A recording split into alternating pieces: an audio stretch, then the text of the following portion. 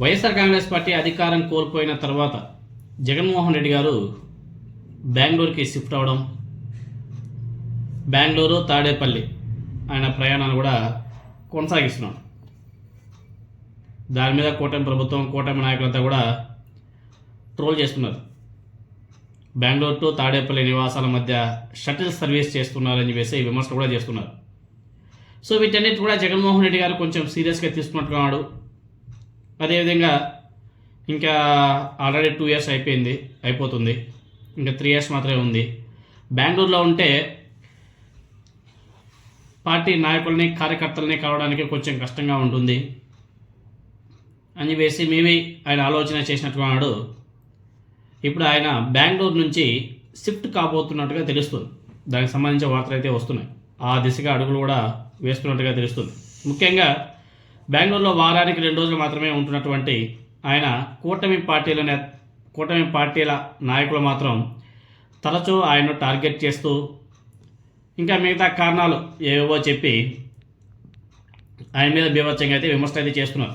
So Jaganmohan Reddy గారు అయితే ఇది ఒకటి, తర్వాత మిగతా ఏవో కారణాలు ఉంటాయి, ఆ కారణాలన్నింటినీ కూడా బేస్ చేసుకున్నట్టుగా తెలుస్తుంది.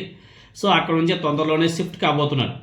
ఇక్కడ కూటమి నాయకులు తెలుసుకోవాల్సింది ఏమంటే, ఇప్పుడు చంద్రబాబు నాయుడు గారు, పవన్ కళ్యాణ్ గారు, అదేవిధంగా నారా లోకేష్ గారు, వాళ్ళు ఆంధ్రప్రదేశ్లో ఎన్ని రోజులు ఉంటారు? వాళ్ళు కూడా మళ్ళీ తిరిగి హైదరాబాద్కే కదా వెళ్తున్నారు. జగన్మోహన్ రెడ్డి గారు బెంగళూరుకి వెళ్తున్నాడు, వీళ్ళంతా కూడా హైదరాబాద్కి వెళ్తున్నారు. హైదరాబాద్ కూడా పక్క రాష్ట్రమే కదా, మరి అది మాత్రం వాళ్ళకి కనిపించదా? జగన్మోహన్ రెడ్డి గారు బెంగళూరుకి వెళ్ళేది మాత్రమే కనిపిస్తుందా? మీకు అందరికీ కూడా తెలిసిందే, బెంగళూరులోని యలహంక నివాసంలో వారానికి 2 రోజులు ఉంటున్నటువంటి జగన్మోహన్ రెడ్డి గారు అక్కడి నుంచి తిరిగి హైదరాబాద్ లోటస్ పాండ్కు వచ్చేయాలని చెప్పేసి భావిస్తున్నట్టుగా వార్తలు అయితే వస్తున్నాయి. సో తద్వారా బెంగళూరు విమర్శలకు చెక్కు పెట్టడంతో పాటు హైదరాబాద్లో ఉంటే కార్యకర్తలు, నేతలకు అందుబాటులో ఉండొచ్చని చెప్పేసి ఆయన కూడా అలా కూడా భావించి ఉండొచ్చేమో.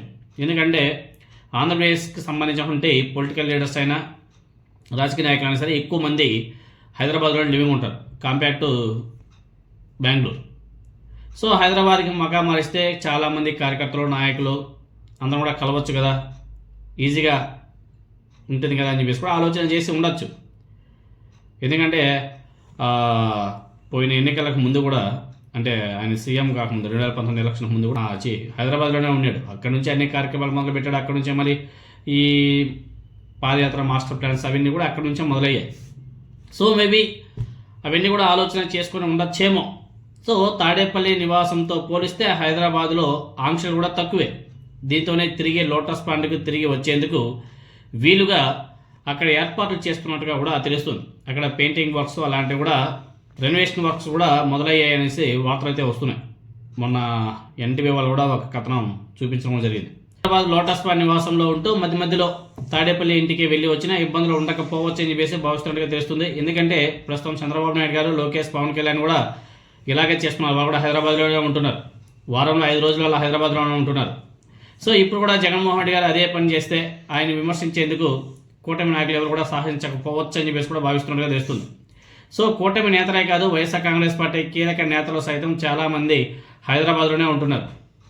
వారిని రెగ్యులర్గా కలుసుకునేందుకు, వాళ్ళతో మాట్లాడడానికి అవకాశం కూడా ఉంటుంది. సో అలా కూడా జగన్మోహన్ రెడ్డి గారికి లోటస్ పాండ్ చాలా ఈజీగా ఉంటుంది. అయితే జగన్మోహన్ రెడ్డి గారు లోటస్ పాండ్కి ఎప్పుడు షిఫ్ట్ కావాలన్న దాని మీద ఇంకా నిర్ణయం తీసుకోలేదని కూడా తెలుస్తుంది. మరి ఆయన ఎప్పుడు షిఫ్ట్ అవుతున్నాడు, ఏంటి ఆయన రాజకీయం, ఏంటి ఆయన ప్లానింగ్స్ అనేది చూడాలి.